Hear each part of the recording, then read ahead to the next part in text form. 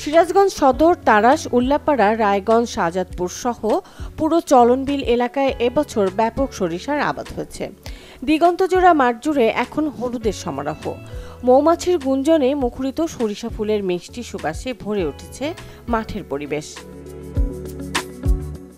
মধু সংগ্রহে তাই তো ব্যস্ত সময় পার করছেন চলনবিল অধ্যুষিত মৌ খামারিরা। এলাকার বিস্তীর্ণ সরিষা ক্ষেতের পাশে মৌ বাক্স বসিয়ে চলছে মধু সংগ্রহ। এখানকার মধু দেশের বিভিন্ন অঞ্চলে সরবরাহের পাশাপাশি রপ্তানি হচ্ছে বিদেশেও। এখন প্রসেসিং প্ল্যানের জন্য আসলে আমরা এখন ন্যায্য মূল্যে পাওয়ার একটা আশা রাখতেছি যে আমরা ন্যায্য মূল্যটা পাবো। আমি গত বছর করছিলাম বাড়ি 14, ফলন খুবই ভালো। এবছর করছি 5 বিঘা, বাড়ি 14 সরিষা। এটা মোটামুটি গত বছরের তুলনায় এবার আরও ভালো হবে।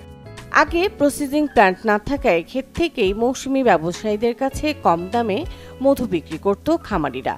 তবে বর্তমানে উল্লাপাড়া উপজেলার লাহিড়ী মোহনপুরে জাইকার অর্থায়নে একটি মধু প্রসেসিং প্ল্যান্ট স্থাপন করা হয়েছে, যার ফলে এই অঞ্চলের খামারিরা তাদের মধু প্রক্রিয়াজাত করে আগের চেয়ে বেশি দামে বিক্রি করতে পারছেন। আশা করতেছি অন্যান্য সকল বারের সাথে এবার সরিষার ফলন বৃদ্ধি পাবে এবং আমরা কৃষক পর্যায়ে সার্বক্ষণিক পাশে আছি এবং তাদেরকে পাশে থেকে পরামর্শ প্রদান করতেছি এবং আমাদের বিভিন্ন প্রণোদনা পুনর্বাসনের মাধ্যমে কৃষকদেরকে বীজ সহায়তা প্রদান করা হয়েছে। এর মাধ্যমে সরিষা সম্প্রসারণ আমাদের কার্যক্রম সম্পন্ন হয়েছে। কৃষি বিভাগ বলছে, সরিষা ক্ষেতে মৌ বাক্স থাকায় ফুলের সঠিক সময়ে পরাগায়ন হচ্ছে। এতে সরিষার আবাদ ভালো হওয়ার পাশাপাশি মধুর উৎপাদনও এবছর বেশি হয়েছে। গত বছর আমাদের এখানে টার্গেট ছিল 112 মেট্রিক টন। তো আশা করছি যদি আবহাওয়া আর কয়েকদিন ভালো থাকে তাহলে আমরা এই লক্ষ্যমাত্রা অর্জন করতে সক্ষম হব।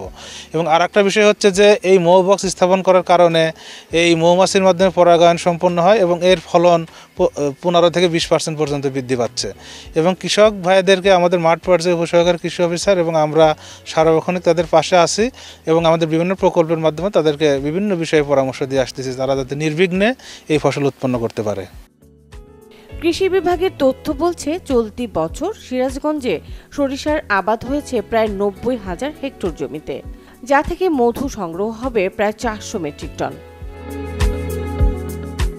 Desk report, channel 24।